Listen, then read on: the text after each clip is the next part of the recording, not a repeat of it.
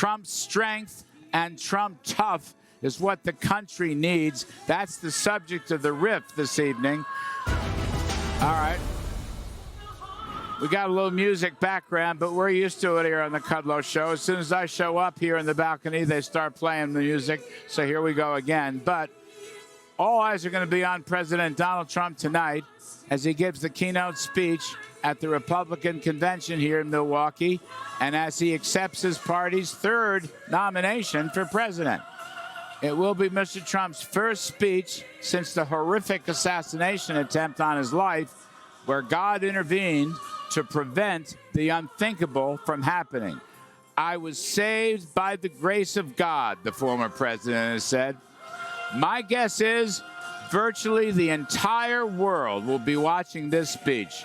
And my expectation is that Mr. Trump will continue a theme he was developing before the assassination attempt, and that is successful common sense policies will unite the country. Here, take a listen to how the president summed it up before this assassination attempt.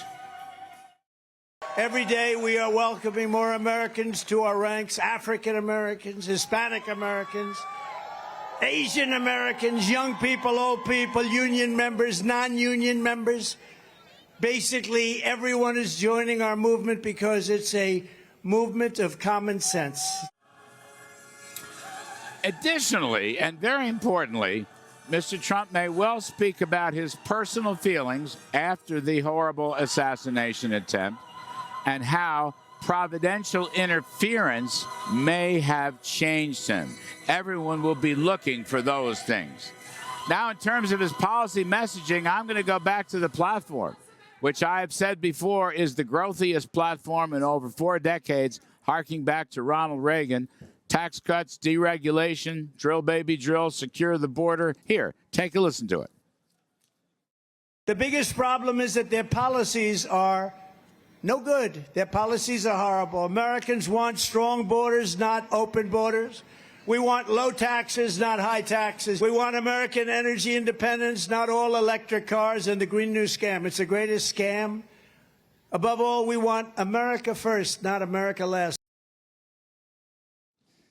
By the way, Mr. Trump's speech was previewed by Senator J.D. Vance's vice presidential acceptance speech last night, where Mr. Vance emphasized his hard-scrabble background, his Marine Corps service, and his reaching out to working families. Take a listen to it.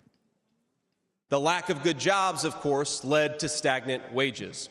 And then the Democrats flooded this country with millions of illegal aliens. So citizens had to compete with people who shouldn't even be here for precious housing.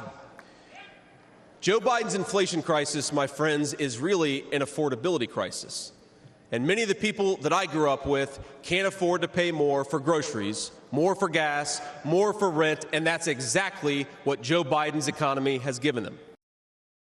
All right, powerful stuff. Perhaps more than anything else, Donald Trump's going to be standing in front of the GOP convention on his feet with plenty of energy and with a message that is wildly popular among voters. The Joe Biden Democrats have attacked him, impeached him, weaponized the justice system with lawfare against him, tried to bankrupt him, and then some crazy kid actually tried to assassinate him. But Mr. Trump will be there tonight, standing tall, with strength and toughness for all the world to see. I call it Trump strength. I call it Trump tough. And I think it's the kind of leadership that all of America and America's friends around the world are yearning for. And that is my riff.